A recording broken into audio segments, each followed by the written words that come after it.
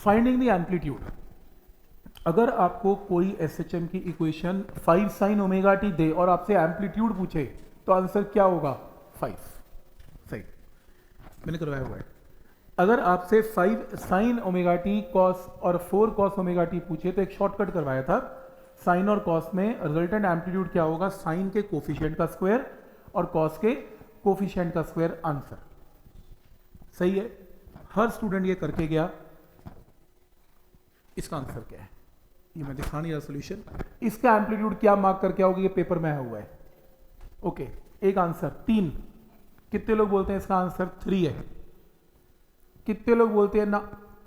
Amplitude का मतलब maximum value of Y, और मैथ ये कहता है कि साइन थीटा की मैक्सिमम वैल्यू 1 होती है।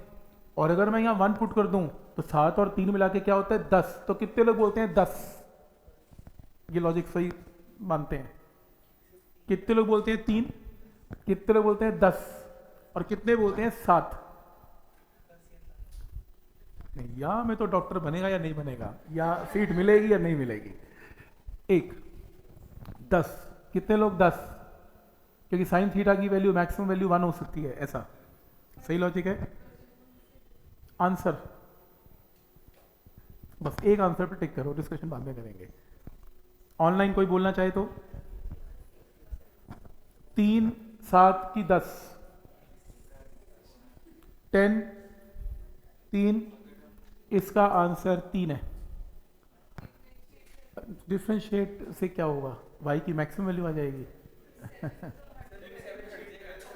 रूल ये है तो फिर इसमें क्या प्रॉब्लम है? साइन थीटा की वैल्यू अगर मान लो 1 है मैक्सिमम, तो 10 में क्या प्रॉब्लम? लोग ठीक तो सोच रहे हैं? मुझे लॉजिक गलत बताओ। Time t is equal to, अगर मान लो ऐसी वैल्यू डालता हूँ जहाँ साइन थीटा की वैल्यू 1 है, 1 तो मैक्सिमम वैल्यू है ना, तो y तो मैक्सिमम 10 ही होगा ना, 10 से कम कहाँ होगा? इसमें तो कोई लॉजिक में गलत नहीं लगता। लॉजिक में मैं बताता हूँ क्या गड़बड़ है।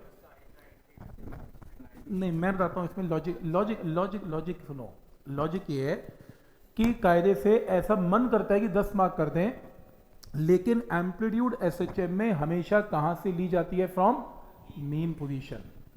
अब प्रॉब्लम यह है कि जब तुम टाइम को 0 पुट करते हो अपनी इक्वेशन में, टाइम t इक्वल टू 0 का मतलब मीन यहां से स्टार्ट हुआ था, तुम्हारा पेंडुलम y इक्वल टू 7 से स्टार्ट हुआ है। टाइम को जब 0 पुट करना, टाइम को जब 0 पुट करोगे तो y की वैल्यू कितनी आएगी?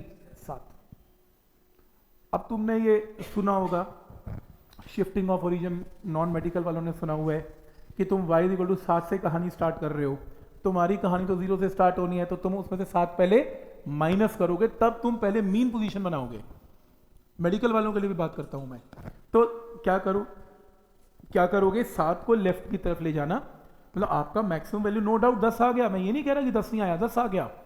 प्रॉब्लम ये है कि ये 10 आया जब आपकी y की वैल्यू क्या थी? 7। आपको 0 के हिसाब से आंसर देना है, तो आपका आंसर क्या आएगा? सिर्फ 3, क्योंकि आपको 7 माइनस करना पड़ेगा। क्योंकि जब आप 7 माइनस करेंगे, इसका मतलब आप y इक्वल टू 7 के पॉइंट ऑफ व्यू से अपना आंसर दे रहे हैं, पर आपको तो y इक्वल टू 0 के पॉइंट ऑफ व्यू से आंसर देना है, तो आपको 7 सबट्रैक्ट करना पड़ेगा। तो शॉर्टकट ये है, आज के बाद जब ये फंक्शन आएगा कांस्टेंट और सम फंक्शन ऑफ एसएचएम, तुम पहले कांस्टेंट को ही 7 माइनस कर दो, उधर ले जाओ, नहीं चाहिए। उसके बाद y माइनस 7 का जो भी इक्वेशन आएगी 3 sin 3 ही आंसर मार्क करना, और कुछ मत करना। नहीं तो तरीका बता दिया, टाइम को 0 कर लो, आंसर 10 आएगा, फिर 7 को माइनस करके आंसर 3 मार्क करके आना। ये आंसर आया हुआ है।